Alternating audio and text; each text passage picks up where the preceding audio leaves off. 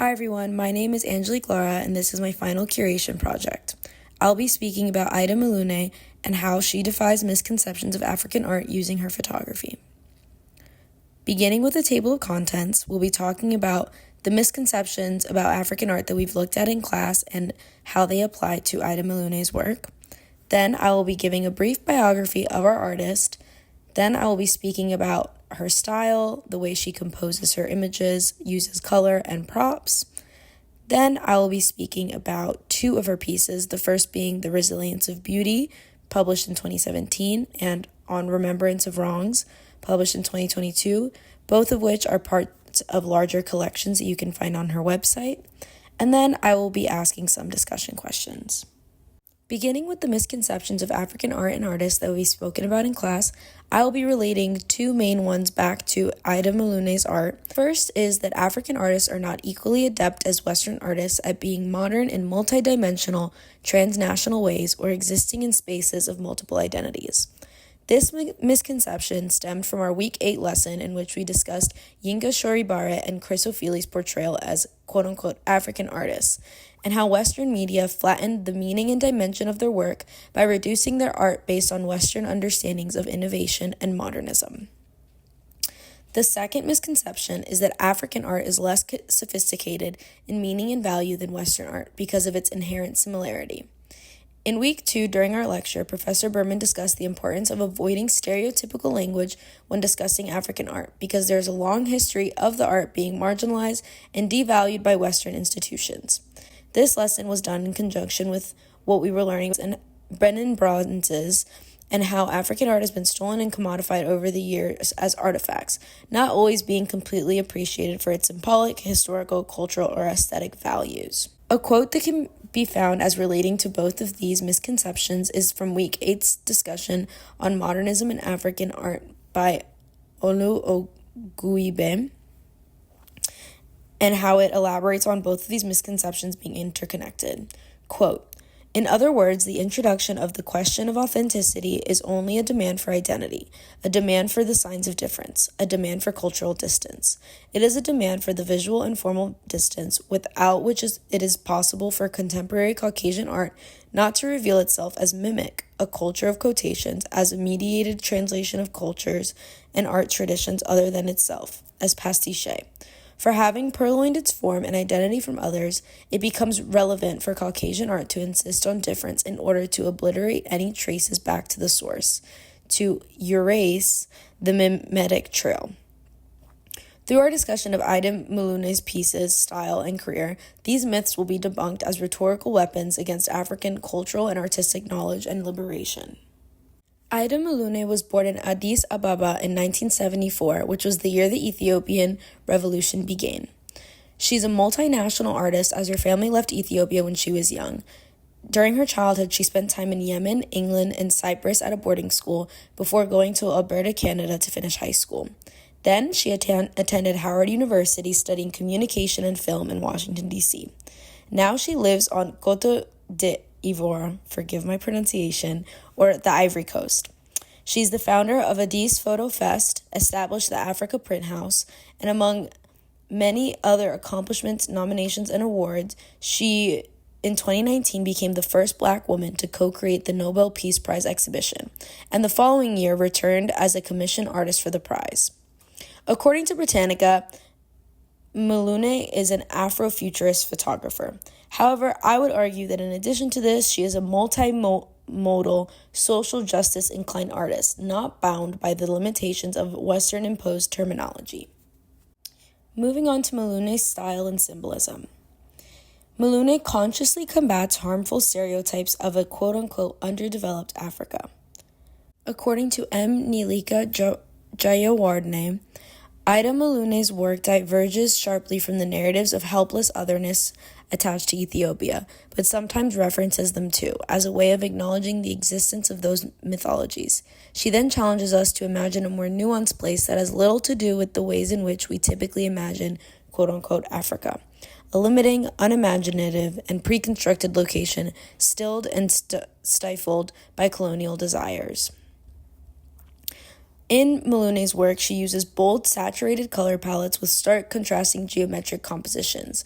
Her models' faces are painted to mimic masks and bring traditional elements into contemporary expressions. With these main visual pillars, Muluneh incorporates different textures, items, and symbols to provoke social commentary on topics such as race, gender, economic disparity, war, and human experience, amongst others. The most significant repeated symbol throughout her pieces is the eye and the motif of sight. Muluneh uses the eye in her pieces to symbolize not only sight, but memory and transformation, prompting audiences to consider the illusions of society and what their role may be in breaking free from its constrictions. In an interview with WBEZ Chicago about her collection, This Is Where I Am, which was featured at CTA bus stops all over the city in 2023, Muluneh stated, "The color is the seduction part. I draw you in with the color, but within each work there's a lot of symbolism. For you, as a foreigner, when you look at the image, you might only get a sense of it. But for my people, when they see the work, they'll see the different layers."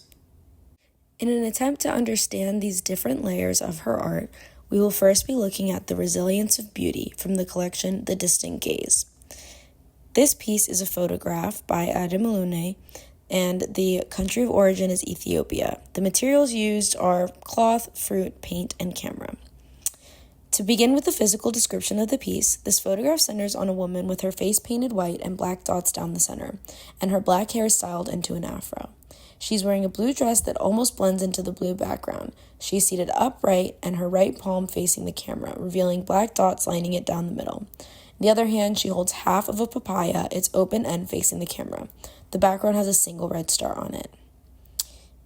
In this piece, Muluneh's description of the collection, its permanent too, states, "It was quite evident that many of these images were designed to fulfill the fantasy of the foreign gaze as it relates to the black female body. The same women could be depicted in varying levels of nudity as a still form of striptease." Based on this, audiences can understand that Muluneh made artistic and curational decisions very consciously in this piece, so as to debunk the stereotypes surrounding the nature of spectacle placed onto African people, cultures, and bodies. It is also quite interesting that Muluneh makes a point of the human body in particular, the black female body, as a site of political and social combat. As she says in an interview, she knows that her person and her body represents a geographical location, as well as a stand-in for received notions of blackness, Africanity, and Ethiopianness. During my investigation, I found a piece that directly discusses the harmful culture Muluneh is trying to expose and rebel against. Desiree Lewis's analysis of two South African female photographers and their similarly themed photographs, entitled Against the Grain, Black Women and Sexuality, serves as a complement to this analysis. While this article was insightful as to the desensitization society has towards Black women's bodies and art, arguing that the pervasive exotification and sexualization of the potentially empowering Black female body will always exist, it does not argue the same tourist and Eurocentric gaze that Muluneh seeks to expose in her pieces. That said, they both advocate for Black female bodily agency, autonomy, and desexualization in art. In the piece by Muluneh, the colors the models pose, the clothing the model is wearing, and the symbols are all significant in portraying the message sought to be explored. The model is cloaked in a blue dress that perfectly matches the background, creating a deliberate visual flattening that evokes themes of erasure and invisibility. This blending into the backdrop can be read as a metaphor for how African women have historically been stripped of individuality and reduced to exotic objects within colonial photographic traditions. The vivid red star disrupts this composition, suggesting rebellion and revolution concerning the interpretation and agency of Black female bodies in the face of white male gaze. This is an evident resistance onto how African bodies are commodified and viewed as holding inherently less value than white bodies. This is reminiscent of the themes presented in the film The Beast by Samantha Nell and Michael Warman that we watched during our film festival. The papaya is a contrast to the blue backdrop, as it is a bright yellow-orange, drawing immediate focus. Historically, in visual art and media, papayas and other pitted fruits mimic the human vagina due to their physical resemblance. It symbolizes fertility and womanhood, but in this case, it also symbolizes objectification, as the fruit is perfectly sliced down the middle to expose it to the audience, indicating how the Black female body is offered up for the European gaze. Muluneh's commentary is quite clear and provocative, urging audiences to desexualize, de-exoticize, and rehumanize their interpretations of Black female bodies and lives. This piece addresses both the misconceptions mentioned earlier in the presentation. The Resilience of Beauty is a piece that demonstrates extreme sophistication in its innovative use of material, modality, color, symbolism, and composition. Aïda Muluneh's very meticulously placed her subject, props, and background to not only capture a message but a historical moment in which modern understandings of eye-catching and visually stimulating art are used to comment on contemporary issues that African women and bodies face. This piece entirely debunks the myth that African art is less sophisticated and of less value than Western art, because the artist uses her piece to ask audiences to consider themselves as part of this equation, to look into the eyes of the woman in the image, into the pit of the papaya, and ask themselves where they stand on the helpless objectification of African women and bodies. Additionally, through this piece, Aïda Muluneh steps out from under the umbrella term African artist and steps into her own name, disregarding notions and stereotypes associated with the flattened and simplified understanding of Africanity created by Western institutions. In this piece, she explores universal themes of womanhood, objectification, and understanding of colonial perspectives and identity. She does so while innovating her art type with a distinct style that only belongs to her, not a westernized genre or category. Moving on to On Remembrance of Wrongs from the collection This Is Where I Am. The object is photographed and the artist is Aïda Muluneh. The country of origin is Ethiopia. The materials are multimodal as she features many physical materials in the image, which will be discussed later on. The photograph centers a woman with her face painted white and decorated with black lines and dots, leaving only her eyes exposed to the camera. She wears a long, bright blue dress and stands on a red floor in front of a red wall. She holds a white scroll in her hands. Around her, small white jebena, Ethiopian coffee pots, are scattered on the ground. To her side, a blue chair holding a white sculpture of a seated figure. Beside her, a blue ladder leans against the wall with white painted and black dotted hands line reaching down from above. A framed black and white eye hangs from the wall to the right, similarly painted white around it so the viewer can only see the eye. In Muluneh's description of the collection this piece is pertinent to, she states, "I have no words to encompass the sadness that looms within me or the reserve of my weakness for what is in front of me. For in my comfort, I am weakened by a sense of helplessness to those who suffer from plight of misfortune, for those who linger in search of safety that is infected with the injustice of time and an unforgiving circumstance. So I can only be the mirror to the voiceless, a mirror that questions the loss of our collective humanity, a humanity that remains in the misty fog of privilege and comfort, while those less fortunate endure the uncertainty of another day." Based on this, audiences can understand that Muluneh sought to speak to the grievances that not only African people, but all people endure in the face of violence and suffering. However, her inclusion of Ethiopian symbols such as the jebena, the seated woman sculpture, and the eye, which I will elaborate further as part of the scholarly source inclusion, speaks to her personal understandings and interpretations of this pain. Here, Muluneh combats stereotypes regarding African art as rhetorically and emotionally one-dimensional, as she demonstrates the simultaneous ability to make a piece visually stimulating and emotionally layered. During my investigation, I found a piece that directly discusses a possible interpretation of Muluneh's repeated eye symbol in her pieces. In Ethiopian Evil Eye Belief and Magical Symbolism of Ironworking, Niall Finnerman explains that in Ethiopian cultures, the evil eye symbolizes the fear of envy and social disruption, often projected onto marginalized artisan groups like blacksmiths. These individuals are known as Buddha and are believed to possess supernatural powers tied to their craftsmanship, especially in the transformative process of metalworking.